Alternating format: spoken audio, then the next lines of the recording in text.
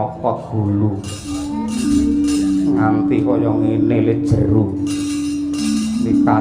Sri Kandi ayu rupamu mimbar ngamuk tek kaya banci duh karepe dhewe kepeksa aku mentala karo kowe Wara Sri Kandi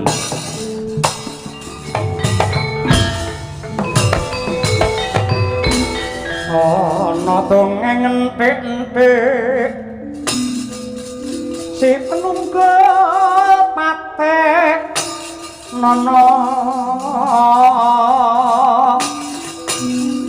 panunggul apa dosane wani ngungkulisa sama aja di ndak kualat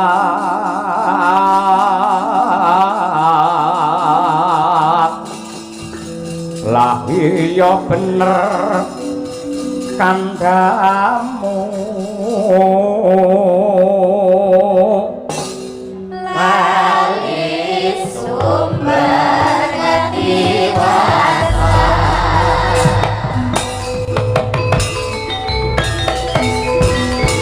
satria bungkek kakek kunting tangting bringos sak kepel sisih pijer dipelintir wae aja nganti kowe mati tanpa aran mara gageng aku sapa jenengmu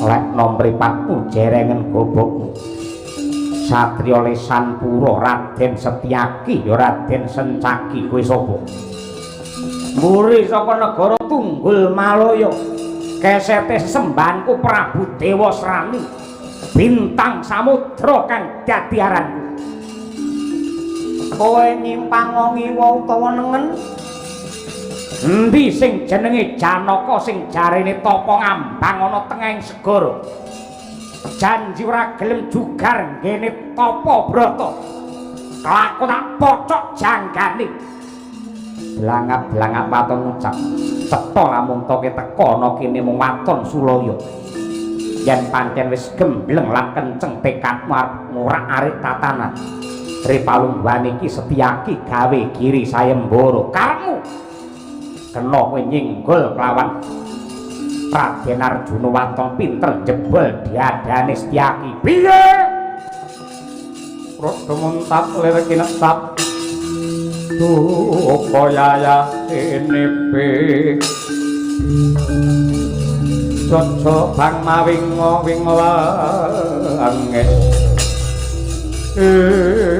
sugih kendel bondo wani lekan golek momongan bukunuk golek pasangan merangi tata grajiamu maju jangkah tanganku ndarat nergadamu ran cepat igamu nglayang nyawamu tak guroni batangmu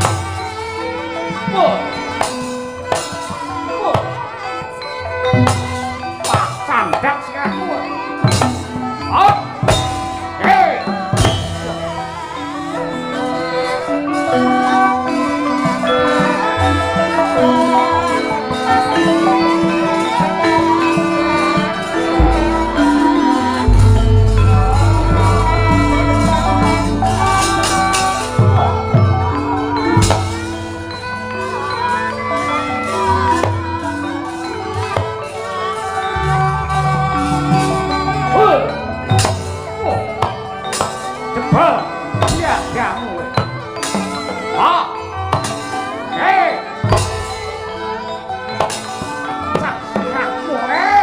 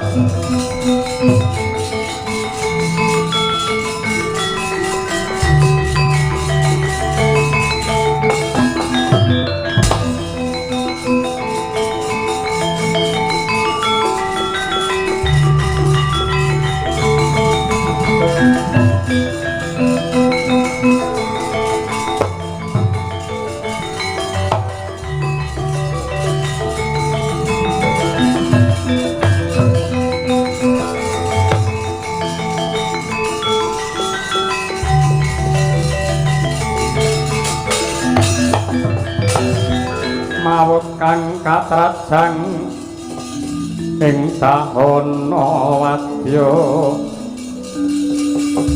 sangkep kaprabon prang kang abramarkata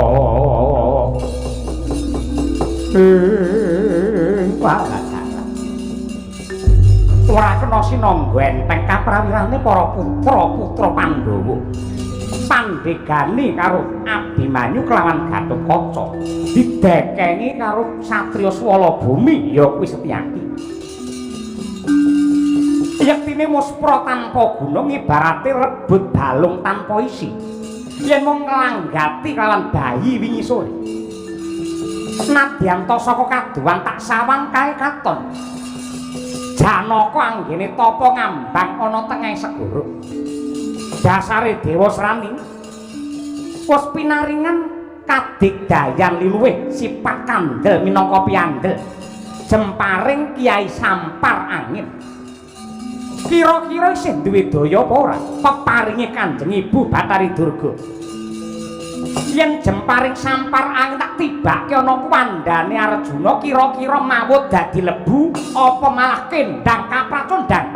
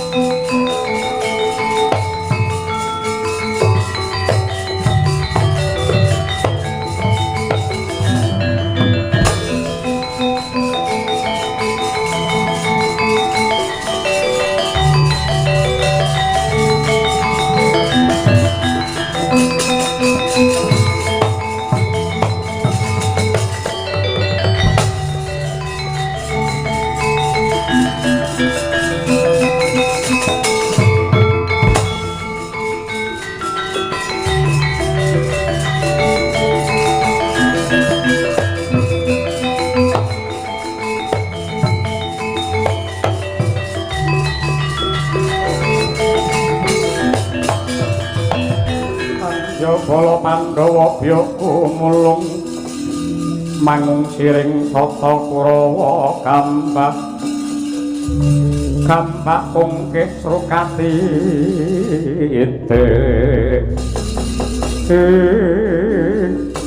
kepiye ngger Dewa Srani apa wis kasembadan anggen mrawasa kelawan panengah Pandhawa si Arjuna nuwun inggih Kanjeng Ibu pikantuk berkah pangestu paduka lantaran pusaka peparing dika nenggih Kiai Sampar Angin kula tingali saking katebian Arjuna kendang kapracundang dawahipun wonten pundi kula mboten ngertos apa mati apa urip apa malah ambyar dados lebu kula kirang mangertos tegese ora ana sing ngalang-alangi anggen menampa kanugrahan ya kuwi Wahyu Purbaningrat panen ngono karo sembah ya bisa nggak kiri napa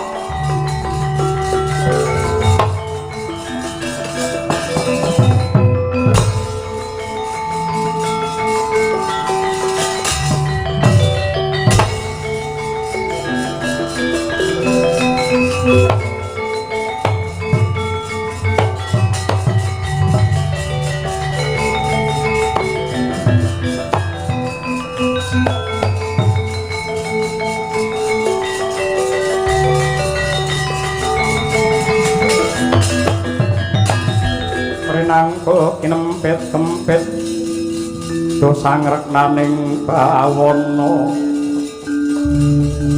ya si tukang walang ati aduh paman sabar pisan kula mboten duga mana bilih wonten lampan ingkang kados mekaten anggenipun Kanjeng Rama Yogabrata dereng wonten tandha-tandha pikantuk nugraha parandene malah nemahi lelampahan ingkang pahit kados mekaten kendang kapracundang boten ngertos dumugi pundi purakipun Angger Abimanyu kula suwun sampun ngantos wasumelang ing penggalih lelampahan menika boten badhe rampung menawi namung dipun tangisi lan dipun getuni paduka kagungan pepunden socaningrat oboring jagat Sinuwun Prabu Ndarawati bab menika prayogi dipun sara widhakaken dhumateng panjenenganipun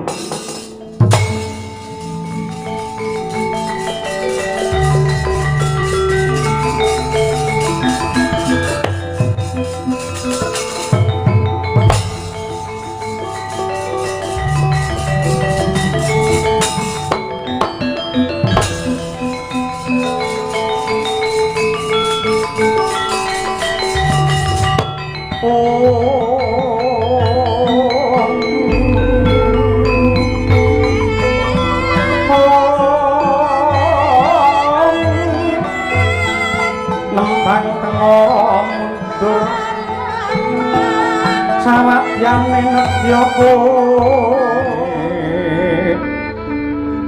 Purwa sejati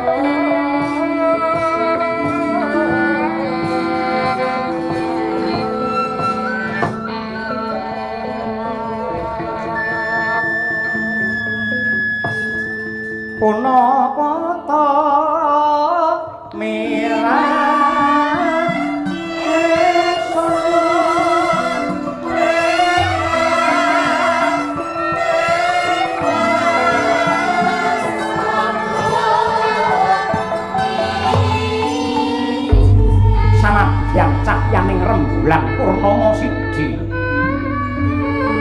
barang dene mrapat sunare suda ayune kaya ilang manise satemah datang kawis tingal corek ing widodari ingkang mangku Candramawa apa to darunane kaya mangku nawit kaprebawan duh kitaning dalih ing mapan wonten ing kasatriyan Madukara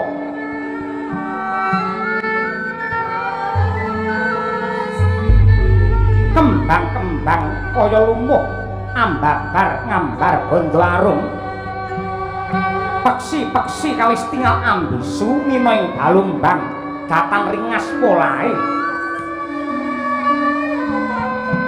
Rinasa kaya melu bela Sungkawa mulak panandhangi garwa Raden Arjuna nenggih Dewi Wara Subadra ingkang jegrek panyayah kaya tugu waja datan mubah datan musik hamung kende bungkem sewu basa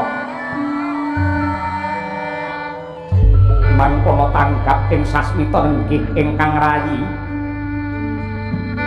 Dewi Wara Sri Kandi sigra nyaketi Hambudidaya ngudicara mrih lejar ingkang raka ingkang nedeng nandhang karuna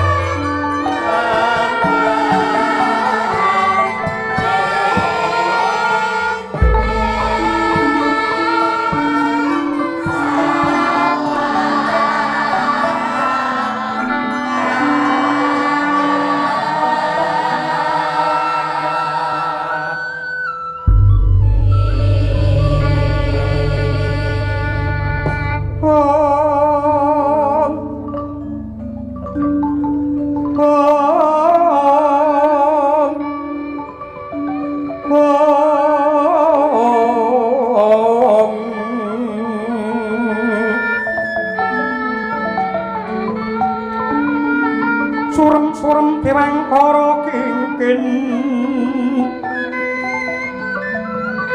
lir manguswa kang layon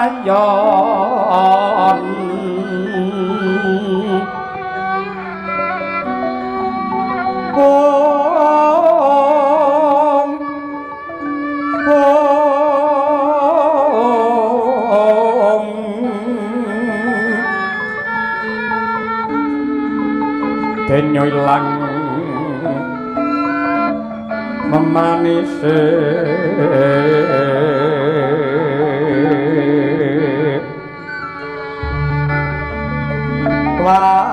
wadananira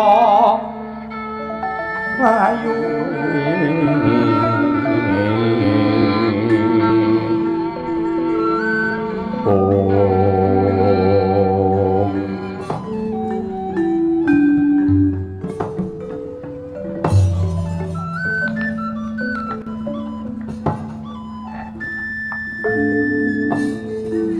sewu Kakang Bawara Sembadra. Kula suwun kanthi sanget mbok sampun kendelan kewala. Menawi ratri paduka mboten kersa nindra menawi siyang mboten kersa dhahar sarta ngunjuk. Monggo sakmangke paduka menika sampun winengku dening Pangeran Arjuna lelananging jagat. Ingkang sampun ageng sanget labul-labetipun wonten marcapada minggahing kahiwangan. Tegesipun samangke paduka mboten namung dados wanita saudon saurupan manut pangandikanipun para pinter. Wanita menika ugi sinebut putri, ugi sinebut estri utawi wadon. Wanita tegesipun wani ditata. Wong wadon yen wis bebrayan kudu wani lan gelem ditata karo guru laki. Anggone mbangun keluarga tumuju marang kautaman lan uga kerukunane wong bebrayan. Menika wanita. Ana kalih putri. Putri tegesipun puputri perkawis. Tiang estri kedah rampung telung perkara nenggih leladi dumateng tiang sepuh utawi leladi dumateng mara sepuh, leladi dumateng garwa lan ugi leladi dumateng anak ngglowenthah kanthi sak becik-becikipun. Menika putri. Menawi estri tegesipun adeg-adeg. Mila dados wanita menika kedah saged dados adeg-adeg tumraping bali somah. Tindak tanduk munamuni kedah dijaga kanthi sae lan becik. Karana tumindake bakal dadi conto tumrape para putra-putranipun. Ewa semanten ingkang sinebut wadon. Wadon menika tegesipun papan lan panggonan garwa kakung anggenipun nentremaken rasa. Papane para anak mbeningake pikir. Mila wanita kedah saged ngedem-edem dumateng swasana ngendhakaken lan ngemutaken garwa menawi lagi duka lan lagi klentu. Yen ana perkara keluarga wanita kudu bisa dadi banyu, aja nganti malah dadi geni sing murup sing bakal ngobong tumrape tiyang bebrayan.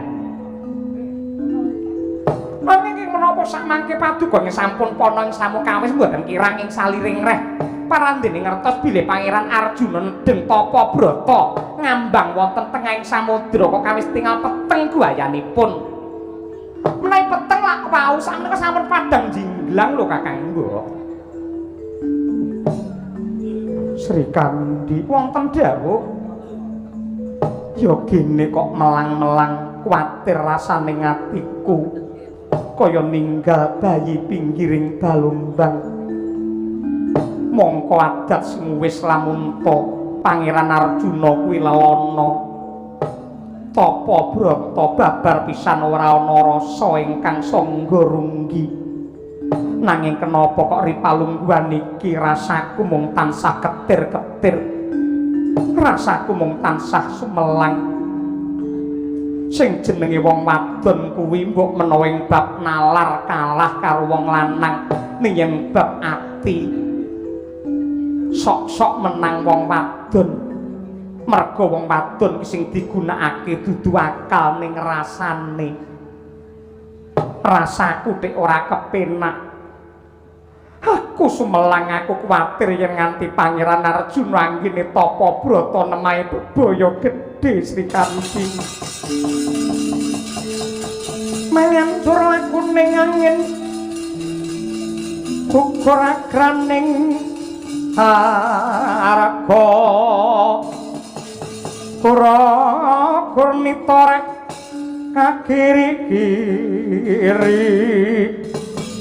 ora bumi daswar lan lesus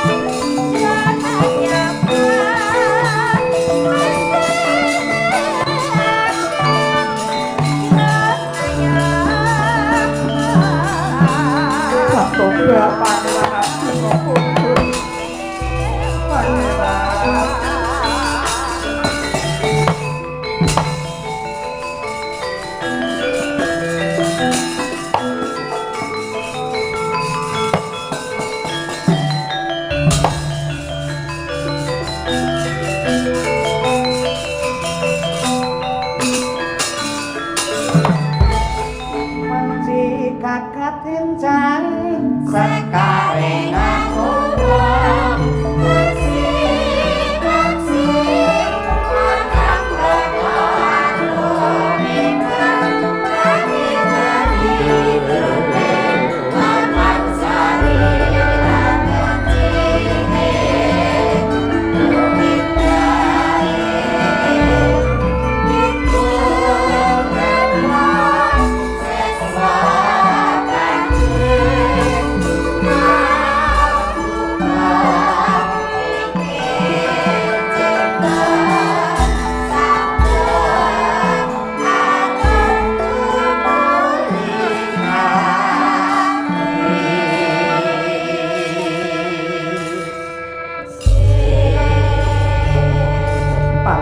Yuswane Raden Arjuna iki lho Sri Kandi bareng dirasani panjenengane rawuh tobat teko nget-ngeti wong pirang-pirang lho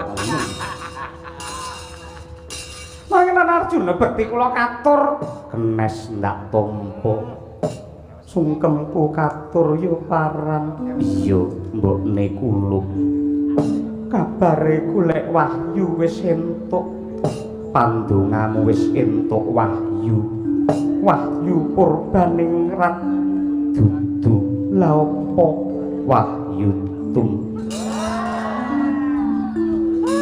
lagi ngerti iki wayang lakon wahyu tum gimana kok sajane nyolong kethek ora aku kapang aku kangen karo kowe Sembadra anggenku ngeningake cipta kepengin nyambung rasa kelawan pangeran sing gumana musik sing gawang-gawang mung ayumu sing mesem ana ngarepku satemah aku ora bisa wening anggenku mangesti merga mung kelingan karo kowe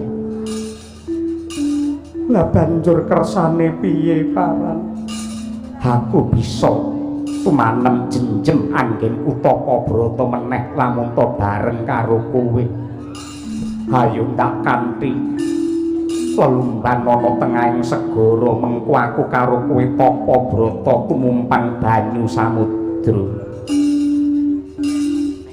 menawi makaten kedahipun Sri Kandi nggih dipun kanthi Sri Kandi ora isa renang rasa melu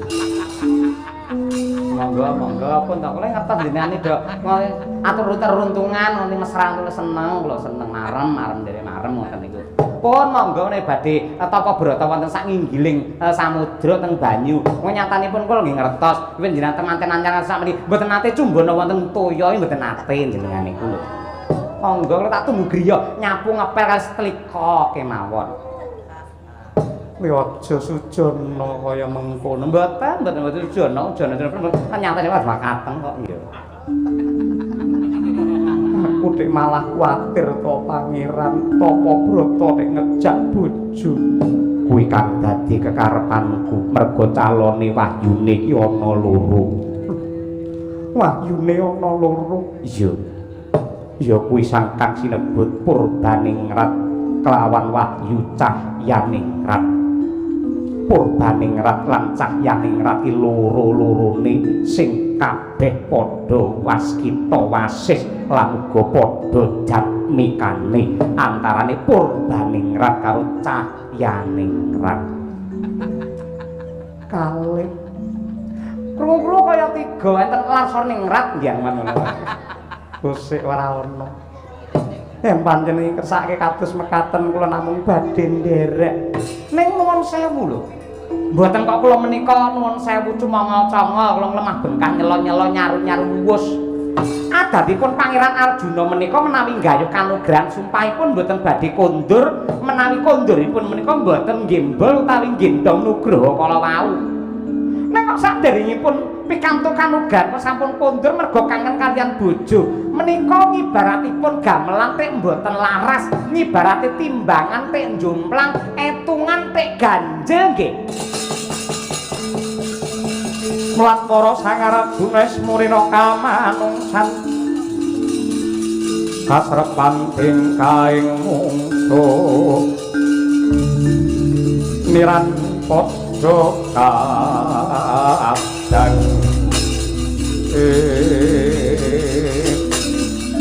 endi kuwi arep apa? Nun sewu. Raos kula tek sujono. Mergo jaman menika sampun jaman maju lho Kakang.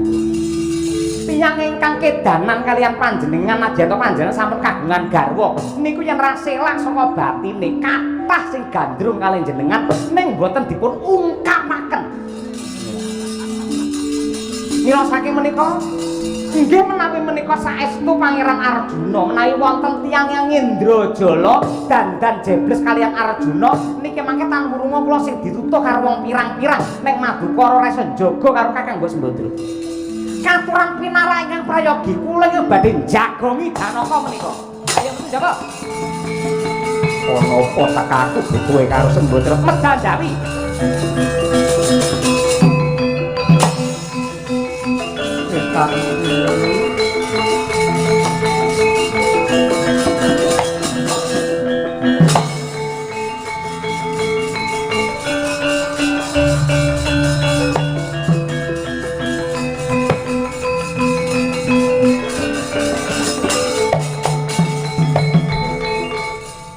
Alane wong wadon ki lamun to wani menteleng karo bojo kaya ngono kuwi.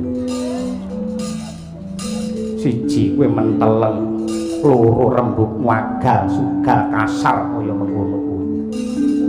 Yen ketemu bojo utawa dikapak-kapake bojo ki aja menteleng ning apike merem-meremo wae. Ning yo kene kowe malah ninggal tata krama. Pun kula mboten idem. Batin kula mboten kenging dipun colong. Amargi sajengkaripun Pangeran Arjuna kula menika nampi wujudipun jejibahan ngreksa dumateng kawilujengan wonten ing Madukara kalebet kawilujenganipun Kakang Mbok Sembadra. Nanging mripat iso nyawang aku Janaka. Iya yen Janaka sejati. Yen pancen Janaka sejati, Janaka ki kagungan pusaka sing wujude jemparing. Siji Pasopati, sing loro panah apa? Apa aku tek lali panah pulang pergi lah ngawur ya wes aku ngawur per ngamu gawar kaya mengkono kuwi Ripalungguhan ki janji ra lunga saka kene kelakon ana Sri Kandi wani karo apa ya kelakon bojo wadon wani lawan Janaka kula mboten wani kalih janakane ning wani karo tumindake sing ora ndalan. Yen ngono jaluk ra dawa ngono adalah pecah sirahmu Ripalungguhani. Kula mboten wedi yen ngejak geger monggo. Kula tasih kemutan. Riyen kula nate meguru manah kalian panjenengan kula iso olah kanuragan menika meguru dhumateng panjenengan. Nadene kapeksa samangke kula ginakaken kangge wani kalih panjenengan mboten napa-napa. Mergi kula ngreksa dhumateng kawilujenganipun Kakang Mbok Sembadra. Pun sinten sing blundung sirahe? Yen sajake jaring kon nyrimpeti kula singkirke, kula tak ngangge tayek ngeten mawon. Wis yen kula begagah ndupak dodo sampeyan ora geblak guroni batange. Wacung piye? Minggat piye?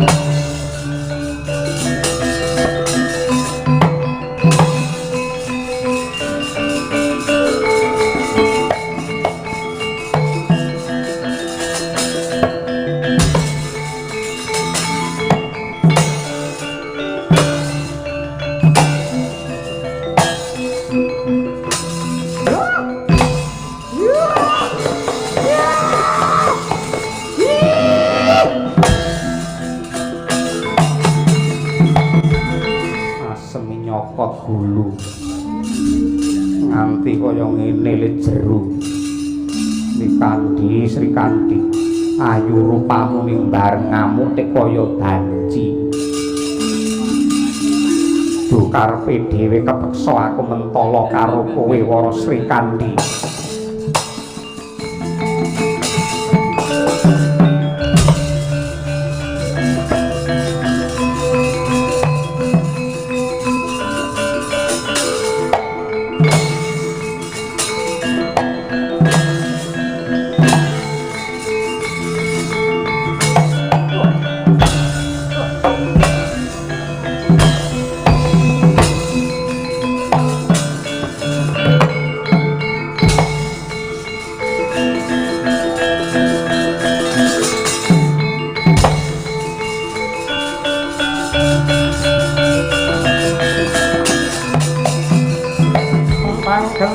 Desya pintul rinukmi kadeng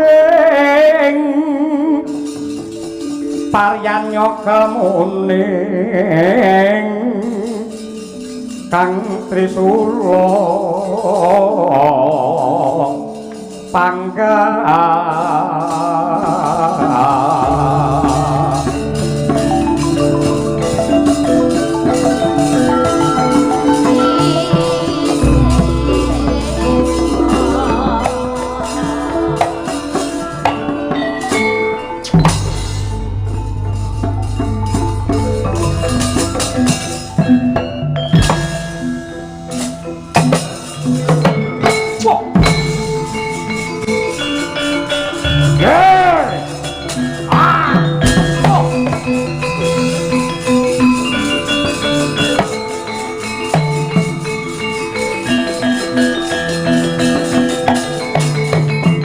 Rayoli binantang iblis lanat wong madon krubya kabotan pinjung Srikandi parandene duwe kaprawiran sing ngidat-ngidat Dasamuka ora bakal kentekan akal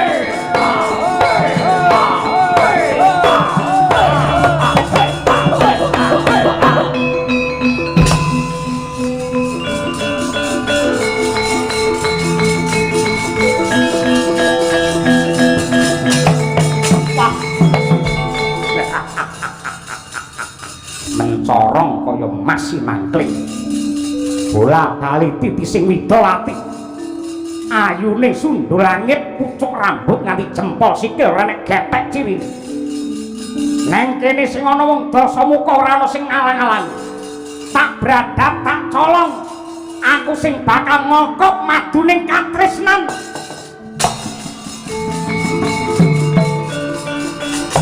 hey